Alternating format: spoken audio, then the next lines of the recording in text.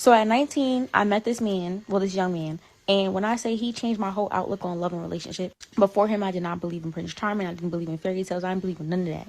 It was very much objective mindset. And I'm not trying to get hurt. I don't really want nobody getting close to me. But somehow, some way, this man found his way into my heart.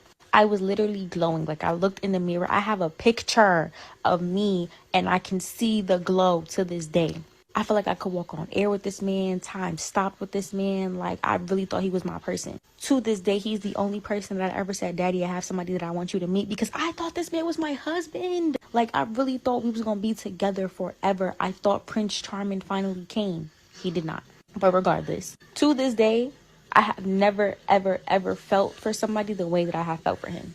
To this day, since he hurt me, since he broke my heart does not work the same, like, at all. I don't even know if it's capable of getting back to what it was.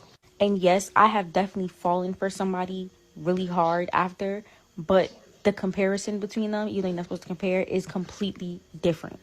So my mom just sent me a picture of her and this guy from when she was 17. And I was like, who is that? And she was like, I knew you would text me back. So I'm like, Mom, who is this man? So she goes meet, and then she says his name, right? And then she calls me. So I instantly pick up because now I want to know the tea. I'm like, who is this guy from back when you were 17? Right? So she goes into details and she's just like, oh, he took me on a whirlwind romance to, they went to the Bahamas or something like that. Or no, she said she met him in the Bahamas and she was with her cousin and he had a friend. So he had a friend for her cousin and he wanted to get with her. So she was just like, yeah, it was a whirlwind romance. And after that, after the day that I was going to leave, like we sent each other letters back and forth and all this stuff. And I'm just like, what? And she was like, yeah, but we lost touch, but he was like the love of my life. Welcome back to the channel. You see the information on the screen, so you already know what I'm about. So let's get to it. So a lot of people are talking about this 19 love theory. And it's all over TikTok and it's growing in momentum. So a lot of people are talking about it more and more. And for those that are new to my channel, one of the things that I've learned about terminology, words, definitions, these things like to change and rearrange themselves with every generation and almost every 5 to 10 years. People do not like to use the same terms over and over again because a lot of this information has already been discussed. But because it's discussed in an old way or a way that people might feel like it's old-fashioned, it's like people don't really believe it or agree with it anymore.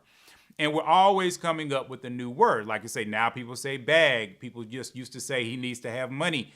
So it's like all these types of things that are constantly, coming up to confuse us as we go through. So basically the concept here of the 19 love theory is basically, like I say, that you'll meet your first love generally around the age of 19. Some people even talk about a 21 love theory. And I will be honest with you, I actually probably think there's a 15, 16, 17, 18 love theory.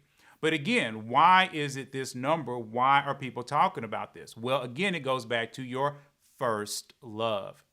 And the main reason why this is coming out as far as women are concerned is because, again, you have to understand how this works. On this channel, I talk a lot about female sexual nature.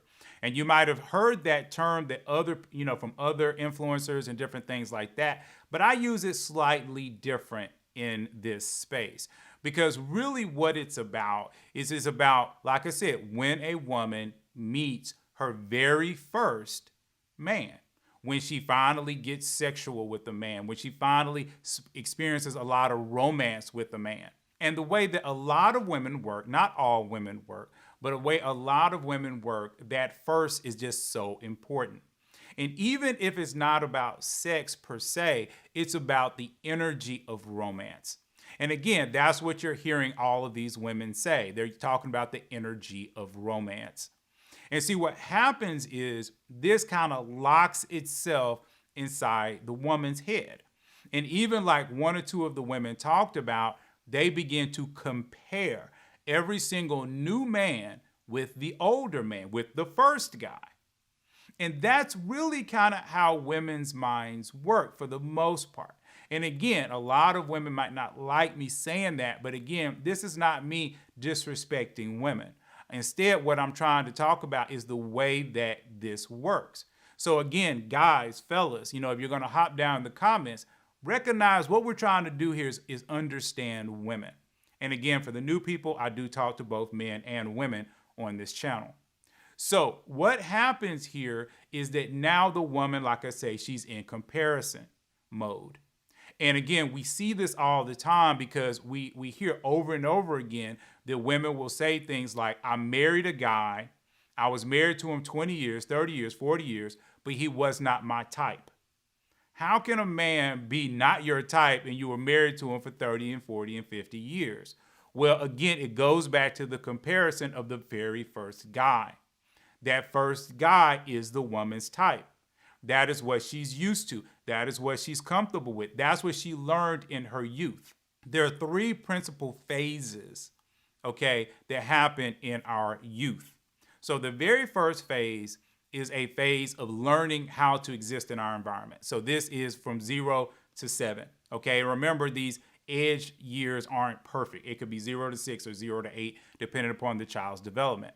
So in this particular situation, that's when somebody learns their language. They learn how to walk. They learn how to run. They learn how, what the difference between a car and a truck is, right? This is when this happens. The next 7 years are when you actually become your surname.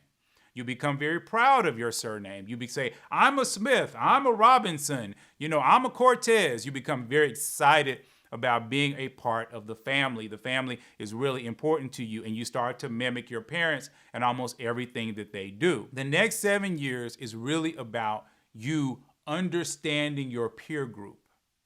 This is when children start to break away from their parents and they start to lean into their peer group. They want to do the things that their friends in school are doing, and they want to be accepted as a group. This is actually very important for them, right? But once you get beyond 21, remember 777. So once you get beyond 21, we know from biology class or health class, for some of you, depending upon, your situation, you start to understand what happens. You're really coming out of puberty at that point. So all these chemicals are turning off.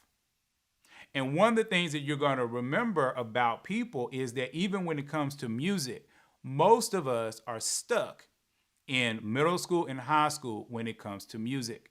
We enjoy the music that we heard at that time. A lot of our jokes, a lot of our television shows that we enjoy come from that time. That time period is trying to lock in the essence, okay, of who we are, okay, and what we believe. That's why so many people that are like 70 years old, they're like, oh, this new music ain't about nothing. Y'all don't understand good music. Good music was back in the day.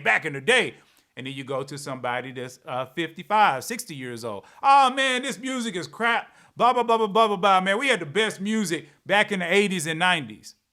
You see what I'm saying? You see how it happens over and over again. Although I will say a lot of people do like the 80s, I would say more like 90s music, but I think that's because they're leaning more into the romance of the 90s, not so much anything outside of that. But I still find a lot of, people under 40 still enjoy a good portion of the music that they had when they were in high school. Again, I'm hoping all of this is starting to work out. So what happens for a lot of women is that they get stuck in that energy, okay? And that energy makes them crave that man again and again and again. But you got to think about it.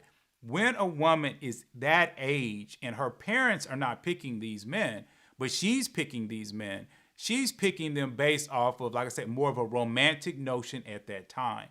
And if that woman has not gotten a lot of attention from boys, and then some random boy comes up to her and gives her attention, she can actually point, all of this romance, all of this energy that she has and her thoughts about men towards the wrong man.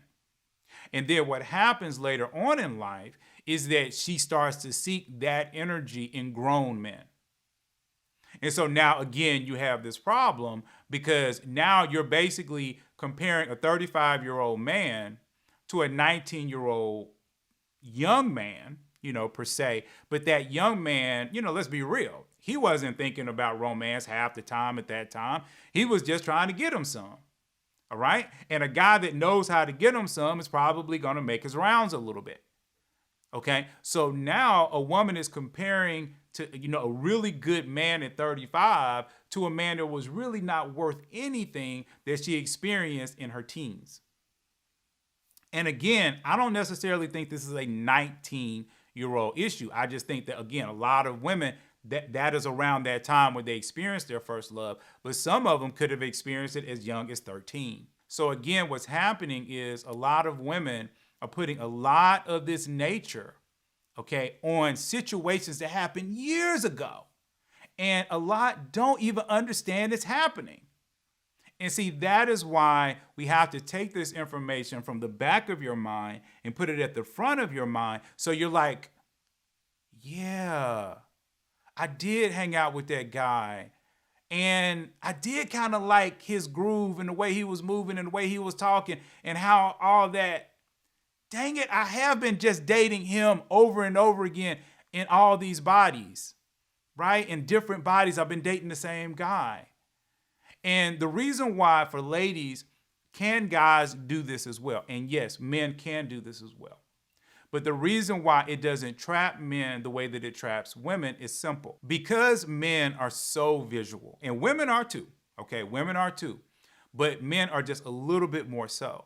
And because of that, a lot of times men will try to make it work with a woman, okay, that he has nothing in common with, okay? Because again, a lot of men, at their core, they're still seeking out sex, especially, when they're in their 20s. So at this point, the man is more open to a lot of different types of personalities.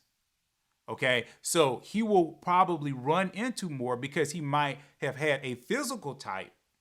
But what happens is the physical type doesn't necessarily line up with the mental type. So he could have his same physical type, and one woman be kind, sweet, loving. The other one be more outgoing, more of a boss. The next one be the biggest nerd in the world. But they could literally all be triplets as far as how they look. And because of that, men are actually able to kind of navigate a little bit more and find kind of where they fit in more.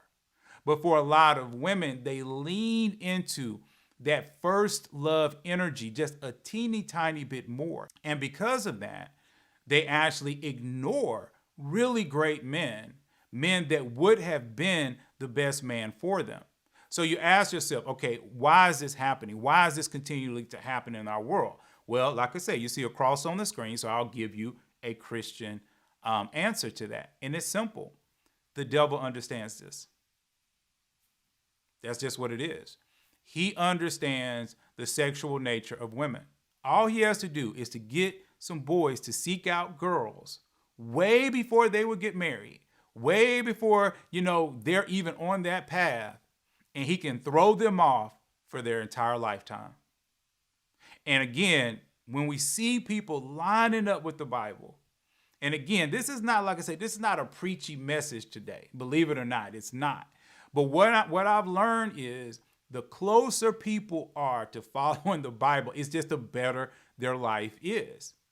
And it always, because like I said, people always wonder, why I got to do this, why I got to do this, why I got to do this. And it's just simply because God knows how you were made. So he knows what's going to work best for you. So when you are fooling around, okay, before you're going to get married, he knows that's going to hurt you. But guess what? What happens if, at 19 or at 17 or whatever, that woman, as soon as she was dating that guy, no matter what his age was, let's say he was 2 years older. So she's 17 and he's 19. And then now this love is created and then they get married. Their marriage is totally different than everybody else's. Why? Because again, it was that first love energy. And it's still strong and it's locked into place. You see how that worked? And it also is to note is that, United States pushes us to get married, 18 and above. But back in the day, people were getting, married much younger. 14, 15, 16 was very much the norm. Okay, because like most of us know this. A lot of cultures will have this coming out for girls. Generally some 15, I think, for a lot of Mexicans and Latinos, and then you even have 13 in the Jewish community, and in the United States for a long period of time it was 16, and that's why you have the sweet 16. So us saying 18 is grown is actually a very new phenomenon, but we have to remember back, like I say, 200 years ago, it was nothing for a woman to be married at 15 or 16 years old. Okay, so again, we got to put it all into perspective. So I just wanted to talk about that because, again, this is something I've been talking about for a while. It's nice that now other people are picking up on it because it's so important. All right. And I think that the women now, again, that are over 25, okay, now that they have to deal with it, that's one of the main reasons why I'm always encouraging women. You have to open up what you think you're attracted to. You have to open it up. Because, like I say, all this knowledge, all these people are talking about it, and they're all saying the same thing, is that women can get locked in romantically, okay, to men that really they're kind of building their whole life, their whole romantic life off of this. And it was done at such a young age that how can you trust it? All right. So I understand the emotions are there and that your emotions are your truth. I understand that. But I'm also trying to get you married. And so in order to do that, I have to kind of get you to think a little bit differently. And you might have to think your way through a few emotions in the very beginning, which honestly will help you to make better decisions because you're not emotionally leaning somewhere just because you're saying, oh, this feels right. And therefore you end up with a bad guy. Instead, you can think your way through and say, oh, he's not what I'm feeling, but dang, he doing this right. And wow, he doing this right. And whoa, he got his money right. And oh, he's doing that right. And see, that's going to give you a much better solution, okay, than the previous. Anyway, remember on Thursdays, we do Thursday Talks, like I say, every other Thursday that is. So come on out for that. And if you are interested, like I say, in the dating, we have that information down below. Depending upon how things work, I might actually just do a single shout out. So again, I'll let you all know, over time, how, we plan to handle that. Anyway, until then, please like, please subscribe, and I'm going to see you all in the very next video.